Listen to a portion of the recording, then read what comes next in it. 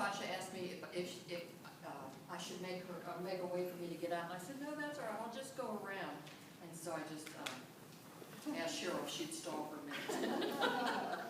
You took the scenic tour. In the early church members had this idea that they were all going to share, that they were going to bring everything they had together and to support each other. And when they made a commitment to be part of the church, they were committing to be all in. I mean, they were bringing whatever they had, and they were going to be part of that group. And they recognized that by doing that, the others would support them as well. And that if they come on a hard time or something happened that they needed help, that the other people were going to pull together and to help them. And they agreed that this is the way they would live their lives. And so I wonder sometimes if we wouldn't be better off as a church if we didn't do the same thing. I mean, we look at our stuff and we say, okay, I have this money and this is how I'm going to live. I'm going to pay my electric bill, I'm going to pay my water bill, and I'm going to pay this, and I'm going to pay for my TV and my phone. And then I'll give this to God, this little bit that I have. And the story we read in Acts was about some people that were kind of that same way. They said, we're going to sell some land, and we're going to keep some for ourselves, and we'll give some to the church, and we'll just tell that's all there was. And that was, as you see, a very bad mistake. Let me just set the background for this. Before this whole thing came up, there's a story told about a man named Barnabas who went out and sold a field and then brought everything that was given to him for that field into the church. And he was called the son of encouragement because he brought all of his money in and he encouraged the church by doing that. And everybody made such a fuss about Barnabas and how what a good guy he was. It's kind of like me. I was kind of embarrassed this morning when you guys were telling me all these good things. And Barnabas kind of was, no, I just was doing my part to help the church. But the rest of the people watched that happening and they said, oh, wow, that was really neat. And Ananias and Sapphira said, you know, we'd like to be part of the church and that everybody would look at us like that. And so Ananias said, you know, to be recognized by the disciples as somebody really special and to be recognized by the church and patted on the back and told what a great guy you are. Let's take this land we have over here and sell it. But we need some money to pay the bills, so let's just keep some of it for us and just tell them that this is all we got for it. And he and his wife talked about it, and they talked about it, and talked about how much money they would need, how much they would give the church, and then they agreed, and they went on their way. And Ananias went out, and he sold the ground, and he got the money for it, he got what he thought he would get for it, he brought it home to her, they divided it up a little bit, and then he said, okay, I'm headed to church, I'm going to go ahead and tell them that this is all we got, and this is what the church is going to get for this land. And so Ananias took the money into the church, or took it to Peter, and he said, here is all I got for my land. And Peter said, what are you doing? Why are you doing this thing? And Ananias said, oh, what do you mean? He said, that piece of land was yours. Even when you sold it, you could have kept part and just said to the church, I'm only going to be able to give you part because I need to pay my bills. And everybody would have understood, but why? Why would you come and lie to God? Why would you come in and tell us that this is all you got for the land when it really wasn't all you got for the land? Or why could you not have brought it in and said, here's what I got for the land, but I have all these bills, can the church help me with these? Because you tried to hide the fact and keep back part of it and lied, you were really lying to God. But God knows your heart. And Ananias fell down dead because God punished him for his deceit. Several of the young men came in and they carried him out, wrapped him up, took him over to the plot and buried him. About 3 hours later, Sapphira came to church. I mean, she'd been out spending some money, paying some bills, and having some good, maybe even got a new dress to wear into church that day. So that when everybody told her what great people were, she looked really good, right? So she comes popping into the church, and Peter says, was this the total amount that you got for the land? She said, oh, of course it was. That was all we got for that land. And Peter said, why? why are you going to lie like this? Why did you and your husband agree to test God and to come into the church and to say, this is all I had, when you knew it was a lie? He said, here come the men in the door who have buried your husband, and they now will have the task of burying you.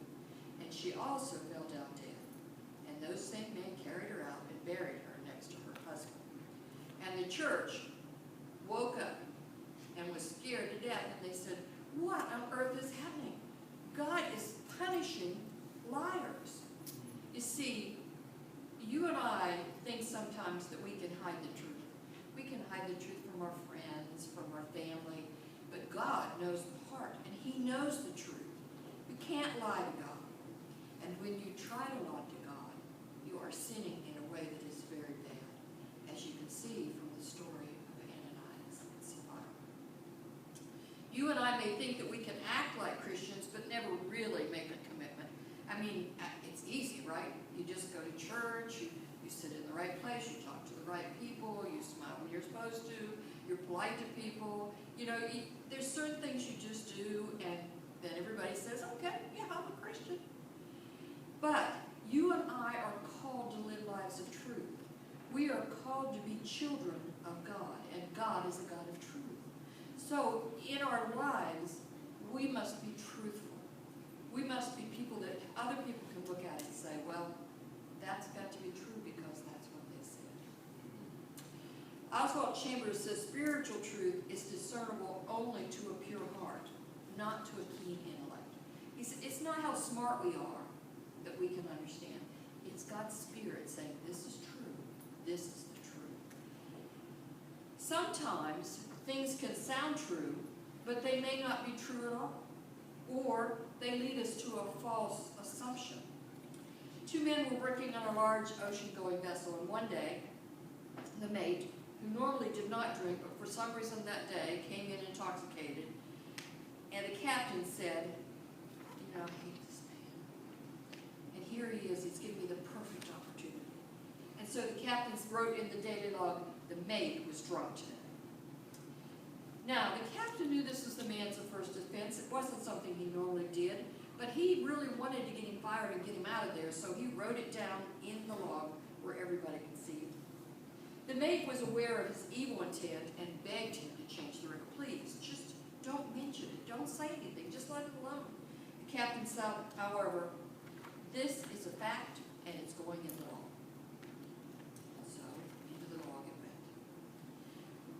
went. A few days later, the mate was keeping the log, and he concluded it with this statement, Captain is sober today. Right? Immediately your mind comes, okay, Captain's not normally sober. That's what you think when you see that, hear that. Realizing the implications of this statement, the captain says, you have to take that out of me. And the mate replied to him, it's a fact, and in the law it stays. Wow. So the truth is truth, but sometimes we can be confused. Sometimes words are not always, even if they're true, they're not always leading us to believe something that's true. And so we have to be very careful. Sometimes we ourselves like to hide the truth and to live the lie, hoping that no one will see it, that nobody will understand and know what we're really doing. Facts can be twisted to sometimes mean something entirely different from what they really are. And so, I asked you this morning, are you living a lie? Or are you living in God's truth? You and I as Christians want to be different from Ananias and Sapphira. We don't want to be recognized in God's eyes as liars. So how do we keep from becoming that way? How do we keep from getting in that place? When we make a commitment to serve God, it must be with our whole heart, with all that we have and all that we are. We must be willing to give Him everything. We must be willing to listen to Him, to trust Him. And the answer for how we are to live our lives so that we don't become like Ananias and Sapphira is found in the book of Psalms. Psalm 40 that we read this morning says, verse 40, verse 1 says, I wait patiently for the Lord, and He inclined to me, and He heard my cry.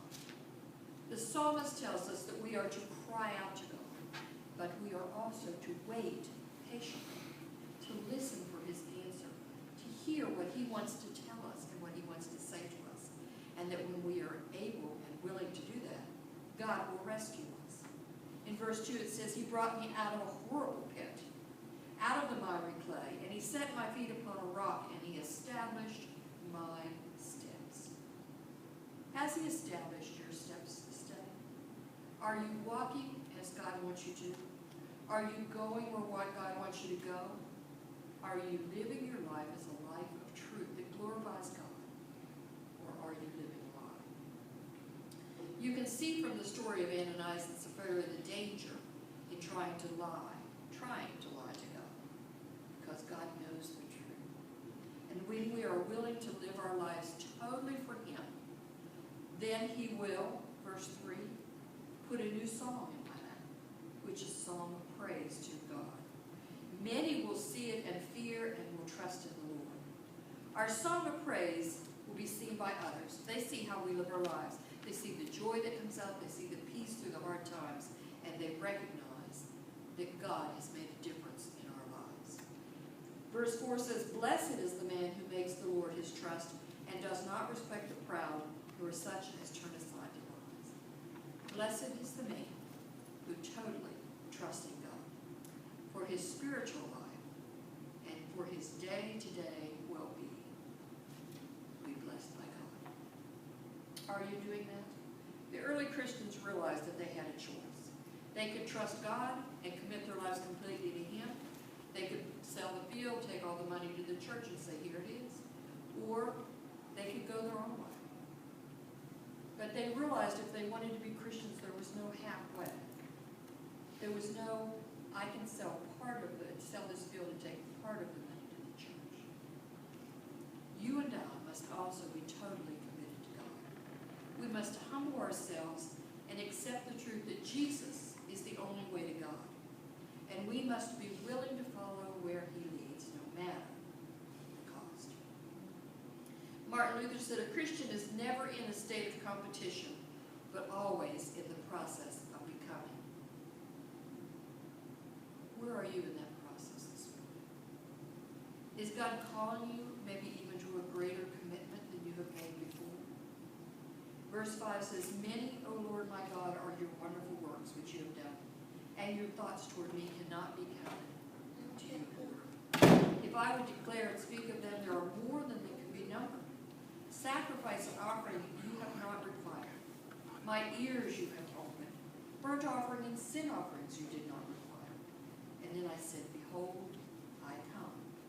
In the scroll of the book it is written of me, I delight to do your will, O my God, and your law is hidden in my heart. Can you say this morning with the psalmist, I delight to do your will, O God. Your law is hidden in my heart, and that is why I will live a life of truth. The psalmist asked the question, who may ascend the hill of the Lord, and who will stand in that holy place? And the answer is he who has clean hands and a pure heart. You see, our actions and our motives must match. God sees the heart. Man looks at our actions, but God knows why we do what we do, and we cannot lie.